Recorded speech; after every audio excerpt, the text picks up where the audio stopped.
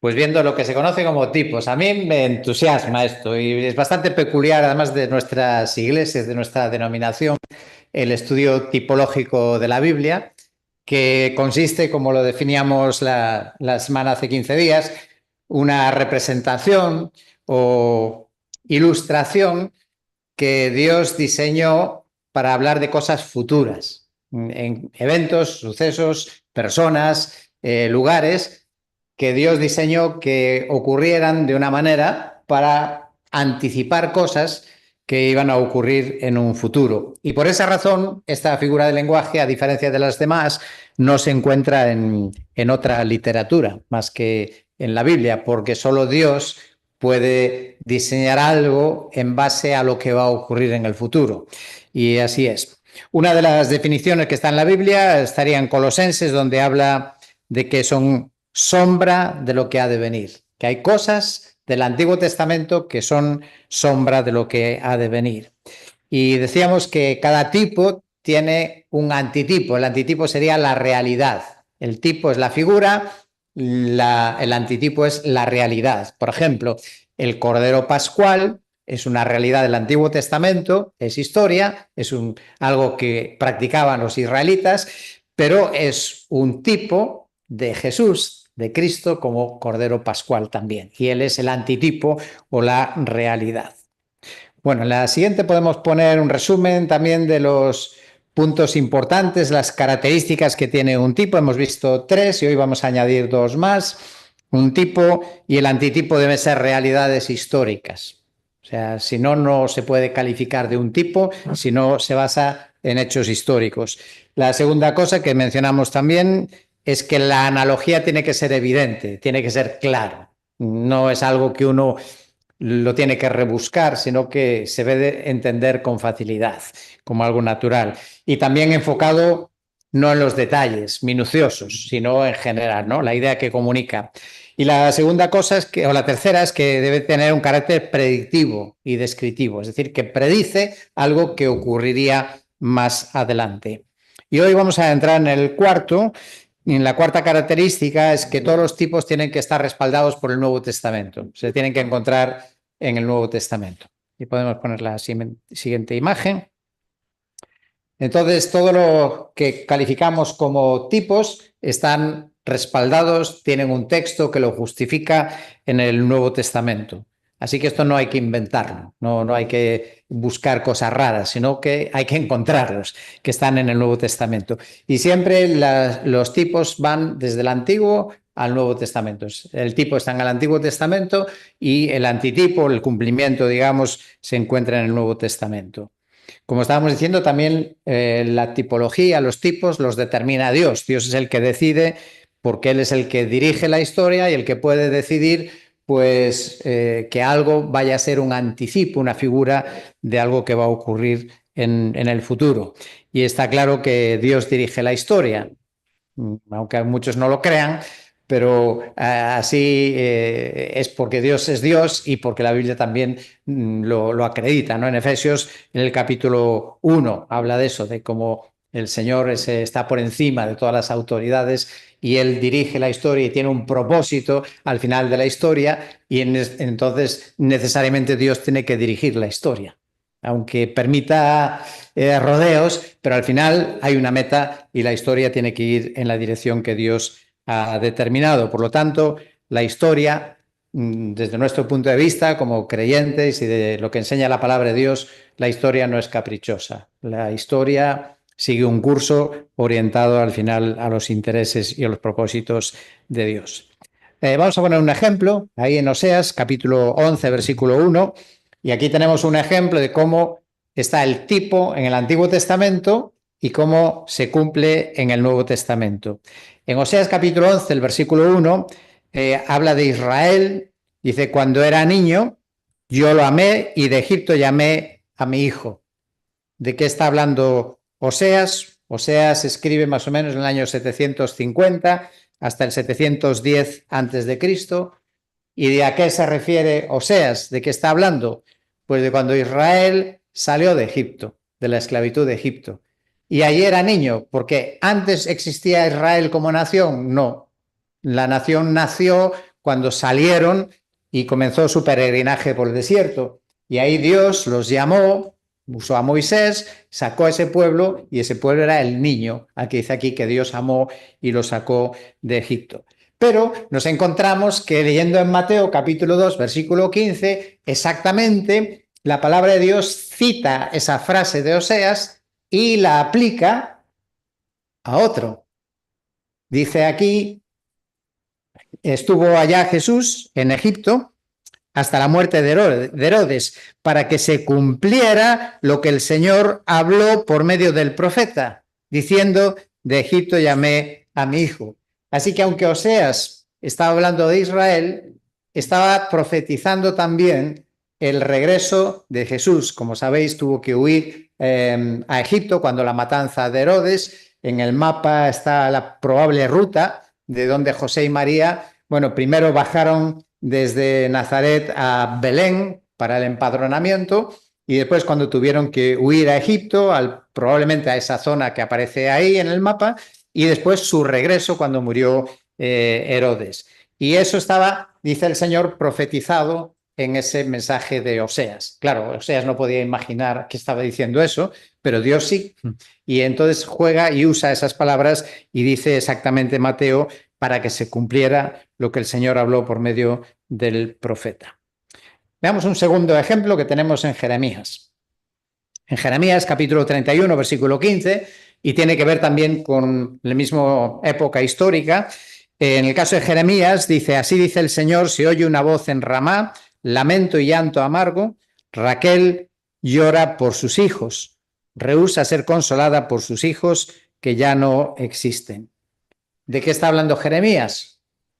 Pues Jeremías corresponde con el siglo VI antes de Cristo, cuando la invasión babilónica, y efectivamente hubo una gran matanza y las madres lloraban pues por la muerte de sus hijos, ¿no? Un gran dolor, un gran llanto que había en Jerusalén. Y eso es lo que describe Jeremías. Pero cuando llegamos a Mateo, otra vez en el primer siglo, cuando la matanza de Belén, cuando el rey Herodes ordena matar a todos los menores de 4 años, pues encontramos en Mateo capítulo 2 lo siguiente.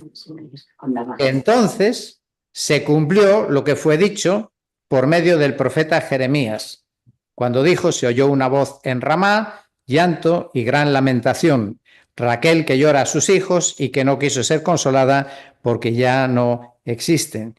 Y ahí las mujeres, lógicamente, podemos imaginar el llanto que se produjo en Jerusalén con aquella tremenda matanza de los infantes ordenada por Herodes. Entonces, el llanto de la invasión babilónica es un tipo del antitipo que es cuando Herodes mata a los niños en Jerusalén.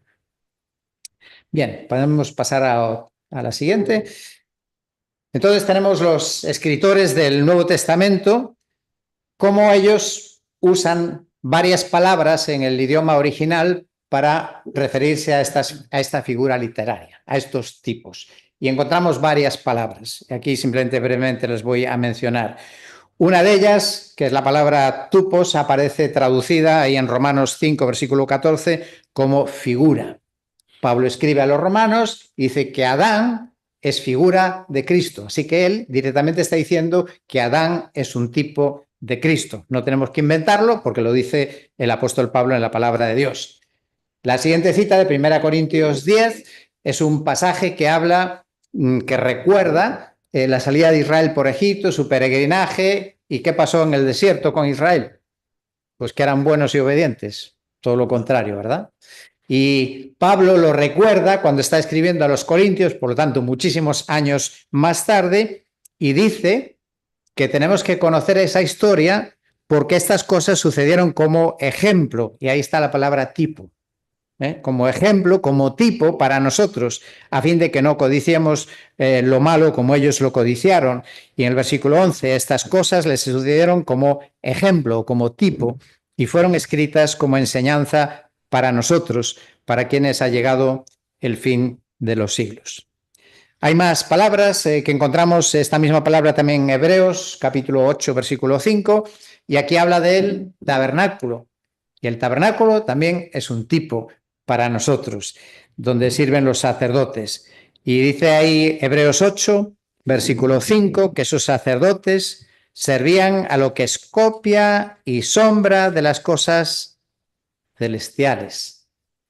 Tal como Moisés fue advertido por Dios cuando estaba a punto de erigir el tabernáculo, pues dice él, mira, haz todas las cosas conforme al modelo o al tipo que te fue mostrado en el monte. Así que el tabernáculo también es un tipo de cosas que tenían que ver con el futuro. La siguiente palabra es, en el griego es parábole y la encontramos en Hebreos capítulo 9, versículos 9 al 12. Y ahí está hablando Hebreos de la entrada del sumo sacerdote cuando entraba al lugar santísimo. Y ahora aquí viene la interpretación de esa historia. ¿Qué quería el Señor señalar con esas ceremonias, con el sumo sacerdote entrando al lugar santísimo? ¿Qué es lo que Dios quería ya prepararnos y anticipar? Pues dice, queriendo el Espíritu Santo dar a entender esto, que el camino al lugar santísimo aún no había sido revelado, en tanto que el primer tabernáculo permaneciera en pie. Y ahora aquí aparece la palabra parábole, que también se puede traducir como tipo, lo cual es un símbolo. Aquí dice, es un símbolo. Es decir, que el sacerdote, toda aquella historia del Antiguo Testamento que por años y años ellos cumplían con aquellos ritos, el Señor dice sí, pero todo eso en mi mente era un símbolo de cosas que vendrían después. ¿Y símbolo de qué? Pues dice el autor a los hebreos, símbolo para el tiempo presente. Es decir, que aquello de la historia, el tabernáculo, no es solo para que conozcamos historia, sino que Dios nos quiere hablar y que por medio de eso hay símbolos que tienen enseñanzas y lecciones aplicables para nosotros. Y dice, símbolo para el tiempo presente, según el cual se presentan ofrendas y sacrificios que no pueden hacer perfecto en su conciencia al que practica ese culto. Pero cuando Cristo apareció como sumo sacerdote, entró al lugar santísimo una vez para siempre. ¿A qué lugar santísimo? Entró en el cielo. Es el lugar santísimo definitivo, el de la misma presencia de Dios. Así que todo aquello del Antiguo Testamento, que yo cuando era más joven no leía y este texto decía, pero si no servía para hacer perfecto, ¿por qué Dios se le ocurrió inventar estas cosas? ¿No? ¿Por qué no trajo ya a Jesús en el primer siglo? Y bueno, Dios tiene su manera de obrar y sus razones, pero aquí nos está dando una, por lo menos, que tenía que ver con preparar un anticipo de cosas del futuro. Un último ejemplo más, otra palabra, es la palabra esquía, tenemos en el siguiente pasaje, en Hebreos capítulo 8 y capítulo 10. En Hebreos 8 habla de los sacerdotes. Dice, los cuales sirven a lo que es copia y sombra de las cosas celestiales. Así que los sacerdotes hacían todo aquello, pero Dios en su mente estaba diseñando, enseñando cosas que tenía que ver con otras, con cosas celestiales. Capítulo 10, versículo 1, vuelve a aparecer la misma palabra, pues ya que la ley solo tiene la sombra, hasta la ley misma, solo tenía la sombra de los bienes futuros, nunca puede por los mismos sacrificios hacer perfectos. Y de nuevo también en Colosenses capítulo 2 está la misma palabra sombra que mencionamos de lo que ha de venir.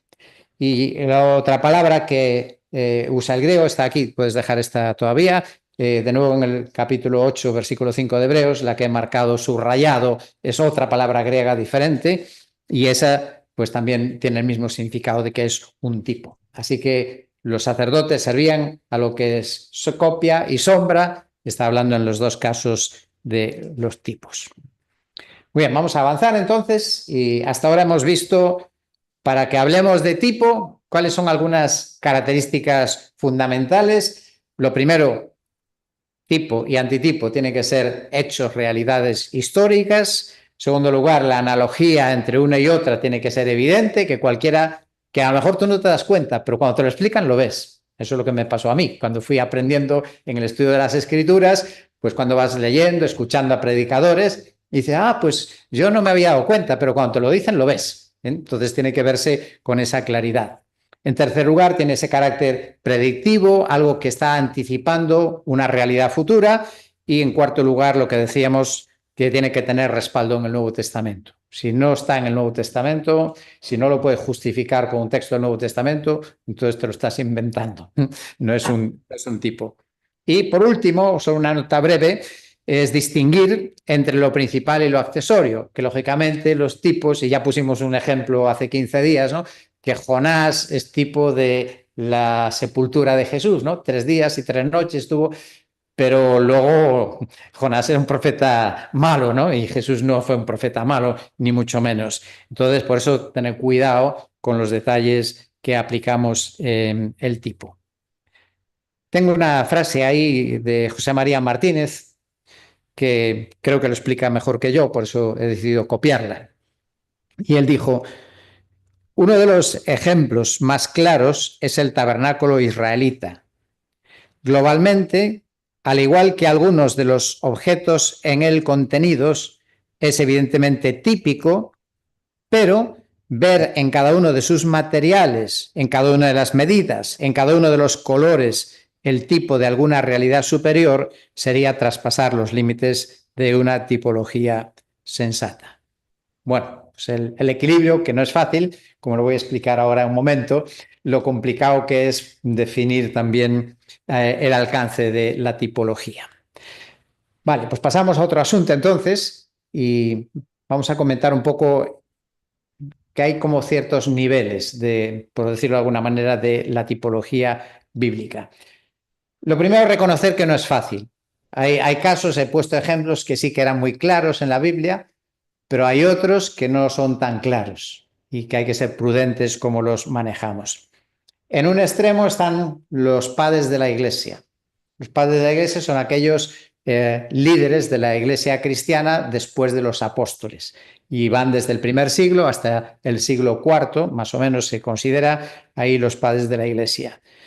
Entre ellos hay dos muy conocidos, importantes, que eran Orígenes y Jerónimo, y ellos usaban mucho la tipología bíblica. Y ellos iban hasta ya casi un extremo, ¿no? De ver detrás de todas las cosas del Antiguo Testamento, espiritualizaban todo. Y como veían verdades espirituales, pues probablemente donde no había que verlas. Y de hecho ellos caían en lo que hemos explicado ya hace tiempo, el método de interpretación alegórico, ¿no? Todo era alegorías y todo es espiritual y bueno, pues eso está en un extremo. Claro, también hay que entenderlo. En el primer siglo no tenían el Nuevo Testamento como nosotros. Prácticamente manejaban solo el Antiguo Testamento y algunos escritos, algunas copias que iban circulando y había un problema para ellos que era importante, que era tratar de demostrar que el cristianismo no era una nueva religión que aparecía de la nada, sino que tenía su entronque en el judaísmo, en el Antiguo Testamento, y una manera de ellos hacer esa conexión, no teniendo delante como nosotros tenemos todo el Nuevo Testamento, pues era buscar conexiones, buscar todo lo que podían encontrar en el Antiguo Testamento que pudiera relacionarse con la fe cristiana. Y eso pues quizás sirve un poco de disculpa para entender ese afán de ver conexiones con el Nuevo Testamento, ¿no? Entonces, bueno, pues quizá tenemos que ser benignos con ellos y entender en su entorno ese afán. Quizá donde está su error es que más que una tipología, sí sirve como ilustración. Lo que no son tipos, pero hay parecidos, pues pueden ser ilustraciones, pero no es un mensaje profético de Dios anunciando cosas del futuro. Eso es un extremo. En el otro extremo están los que rechazan la tipología, es decir, los que no están de acuerdo con todo lo que yo he dicho hace 15 días y hoy, que creen que eso no existe, la tipología. Bueno, su fundamento, lógicamente, está conectado con dos problemas. Uno que es la negación de la inspiración de la Biblia. Claro, si la Biblia no fue inspirada por Dios, no hay tipología, no tiene nada que ver. Y por otro lado, la negación de muchos de que Dios interviene en la historia. Claro, si Dios no puede dirigir o no interviene en la historia, pues la tipología no existe, sería casualidad nada más, ¿no? Las cosas que hubiera coincidencias. Ahora, en nuestro mundo, en nuestro círculo de creyentes evangélicos, pues hay dos líneas que están próximas la una a la otra, simplemente que unos, digamos, son más estrictos y otros son más abiertos o más admiten más casos. Por un lado, los que solo admiten tipos explícitos. Pusimos un ejemplo, por ejemplo, la alegoría digo, el caso que mencionamos de Sara y Agar, ¿no? Que es una alegoría y también es un tipo en realidad de los dos pactos, ¿no? Que hace Pablo ahí, ese juego. Entonces ahí está explícitamente dicho que eso se usa, o Pablo lo usa como un tipo, ¿no? Porque Dios le inspiró y así lo entendió como un tipo.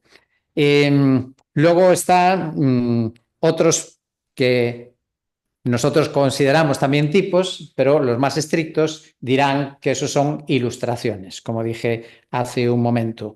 Algunos escritores importantes, comentaristas bíblicos, pues no reconocen varios de los que vamos a mencionar.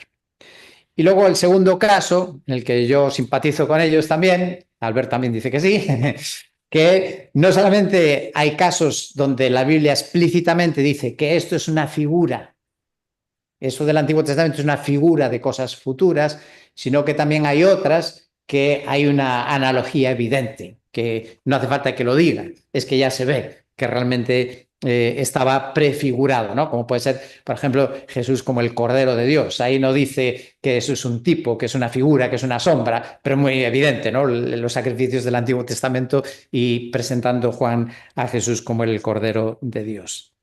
Entonces, esto da lugar a que hay alguna dificultad si quisiéramos hacer una lista. Probablemente cada uno haríamos algo diferente, ¿no?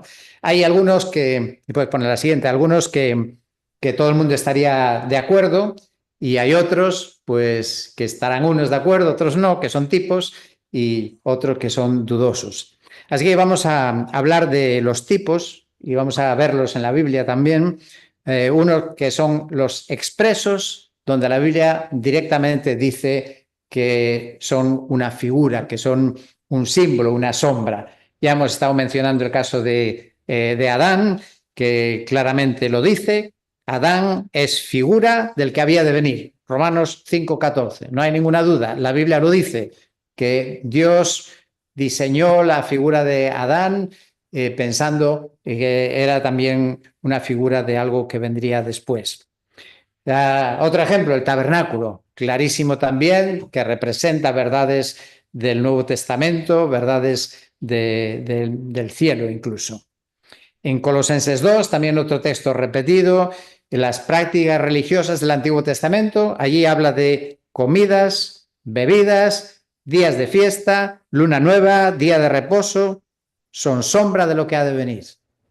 Así que no perdemos el tiempo leyendo esas cosas del Antiguo Testamento, ¿no? Uno a veces dice, bueno, y esto de las comidas que hacían y las condiciones que tenían que cumplir, ¿no? Y todos esos ritos, guardar el día de reposo, bueno, pues tiene enseñanza para nosotros, porque la Biblia así lo dice, ¿no? Colosenses dice que son sombra de las cosas que han de venir. Bueno, voy a invitar a que trabajéis un poco también y vamos a ver un ejemplo. En la siguiente tenemos una cita que es Números capítulo 21, versículos del 5 al 9. La serpiente de bronce en el desierto. Bueno, ¿cuántas veces hemos predicado Juan 3:16, ¿no? Que antes del 16 viene el 14 y el 15. Dice, así como Moisés levantó la serpiente en el desierto, es una clara referencia de que está aplicando un hecho histórico a la persona de Jesús en la cruz. Bueno, ahí delante en la pantalla tenéis el texto completo de Números 21, versículos del 5 al 9. Y claramente Jesús en Juan capítulo 3, pues lo aplica a sí mismo, diciendo que él también va a ser levantado de la misma manera. Vale, pues entonces, para que no hable yo solo, mi pregunta es, ¿qué puntos hay de semejanza en esta historia de la serpiente en el desierto con la muerte de Jesús en la cruz? ¿Qué conexiones podemos ver? ¿Qué similitudes hay? Que se ve claramente que todo aquello que ocurrió tiene un sentido, un significado más allá de la propia historia que apuntaba a Jesús. ¿Qué cosas podríamos señalar? ¿Queréis participar? Podéis, de casa o de aquí presentes. Bueno, así como Fue levantada la serpiente, el Señor fue levantado también en un madero, en una cruz, Ujú. y venía sanidad al mirarle a él, como así también había sanidad al mirar a aquella serpiente, ¿no? En esos son analogías. Sí. Ujú. Serían salvos mirándolo a él. Sí. Mirad, como él dice también, mirad a mí, sed salvos todos los confines de la tierra, ¿no? Ujú. Mm. Muy bien. A ver, mientras buscáis alguno más, tengo que recuperar aquí una página que me falta.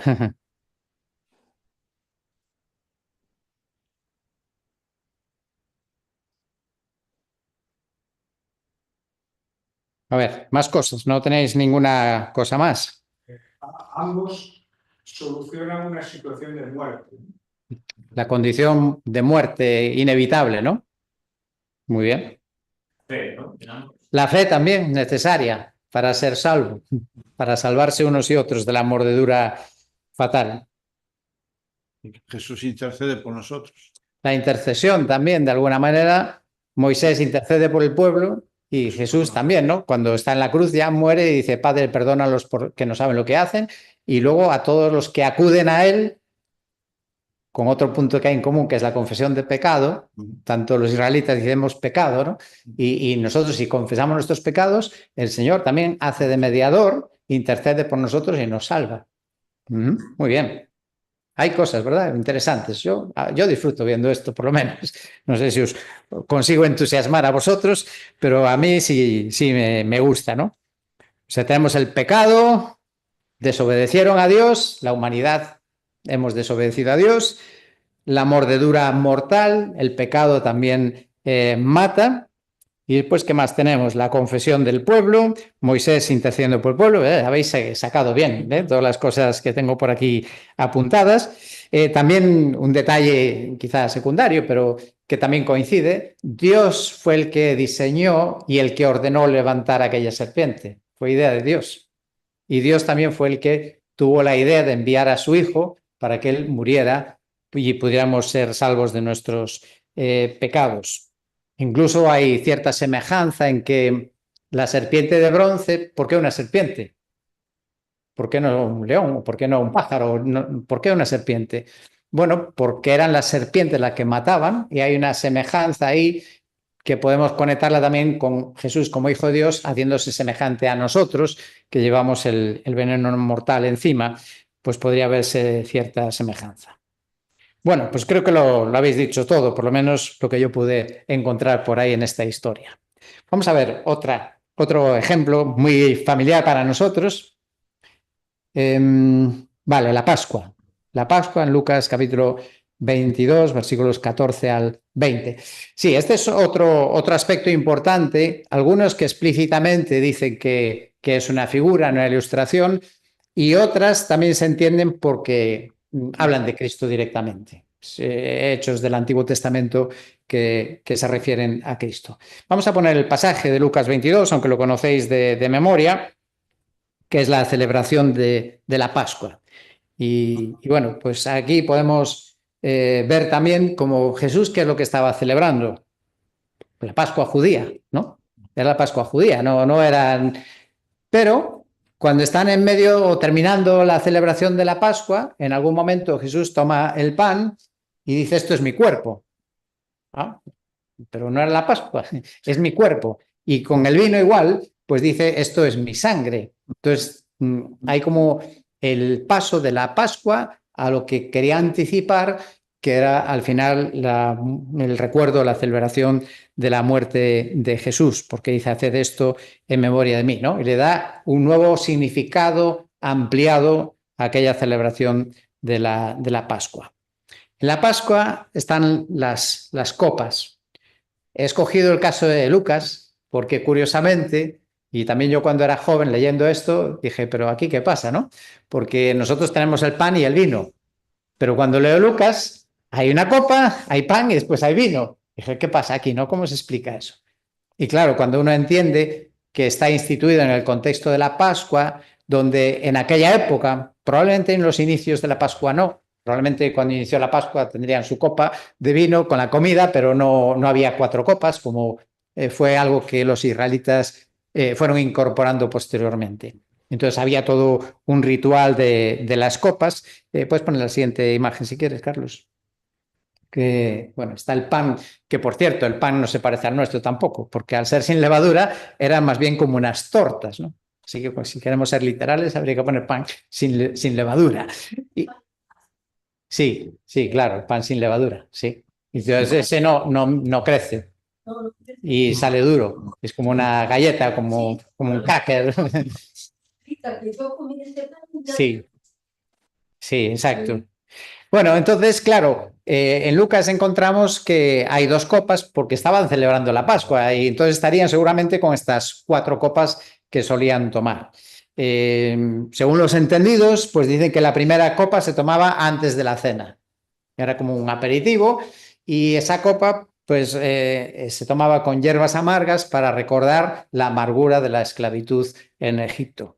Luego la segunda, antes todavía de cenar, pues tomaban la segunda copa de vino que el cabeza de familia en ese momento explicaba. Ahora, ¿qué vamos a celebrar? ¿De qué se trata esta fiesta? Y en ese tiempo, pues probablemente cantaban los salmos del 113 y 114. En ese momento lo cantaban. Y después viene la tercera copa, que era cuando el padre oraba y daba gracias por la cena que iban a tomar todos juntos. Y finalmente la cuarta copa era después de la cena, una vez finalizada la cena, y era una copa que celebraba la liberación, que ya habían salido de Egipto, y ahí se cantaban los salmos del 115 al 118, celebrando la liberación que el Señor había dado. Hay alguna discrepancia en algunos estudiosos, pero parece que lo más probable es que Lucas está mencionando las 2 últimas. La tercera, porque esa ocurre, digamos, en el momento en que el Señor da gracias, ¿no? por la cena. Y después la última, porque dice Lucas que fue después de haber cenado. Concuerda con esa idea. Bueno, si alguno piensa que bebía mucho vino, que tomaba muchas copas, hay que decir que parece ser que el vino era diluido en agua. Se cree que 4 partes de agua y 1 de vino, con lo cual de vino tenían poco vino. Entonces, y por otro lado, eran 4 copas por largo de una cena que duraba horas. Se calcula que eran 3 o 4 horas, más o menos. Porque claro, había toda la explicación, el ritual, los salmos cantados y todo eso. Menos mal que pararon el 118, porque si siguen el 119 echarían toda la noche, ¿no? Entonces, bueno, eso es lo que explicaría esas 2 copas que encontramos en Lucas. Bueno, tenemos la siguiente diapositiva y estamos hablando de de los tipos expresos. Está claro que los sacrificios en el Antiguo Testamento, aunque no diga que es un tipo. ¿Qué cosas tienen en común? Habría tal vez muchos detalles, ¿no? Pero ¿cuáles serían algunas ideas importantes que podemos ver en las normas que tenían que cumplir en el Antiguo Testamento, en los sacrificios, que luego vemos claramente que se aplican a Jesús, ¿no? ¿Se os ocurre alguna en los animales que tenían que ofrecer? El primogénito. Sin defecto, ¿no? Sí. Y el primogénito también, pero y la idea de que tiene que ser perfecto, ¿no? Sin mancha, sin defecto. Y Jesús cumple esas 2 cosas, ¿no? El unigénito y también sin defecto. Y bueno, el proceso también se hacía con un propósito, ¿no? El de purificar de los pecados. Pues también la muerte del Cordero de Dios nos limpia de todo pecado. Quizá un detalle más importante, por lo menos a mí me gusta esta idea, que es la idea de la sustitución. El Cordero muere para sustituir en lugar del pecador, igual que Cristo también muere en nuestro lugar. Y ahora entremos en algo interesante, a ver qué opináis. La siguiente diapositiva tenemos otro que es un tipo, la Biblia lo dice, el caso de Melquisedec. No sé qué pensáis de Melquisedec. Ahí tenéis las citas en Hebreos a partir del último versículo del capítulo 6. ¿Veis ahí como los capítulos a veces no debían de existir porque rompen el hilo de la conversación? Y continuando en el capítulo 7, donde habla acerca de Melquisedec, claramente dice que Jesús fue hecho sacerdote, ¿no? Según el orden de Melquisedec, para siempre. Y luego dice quién es Melquisedec.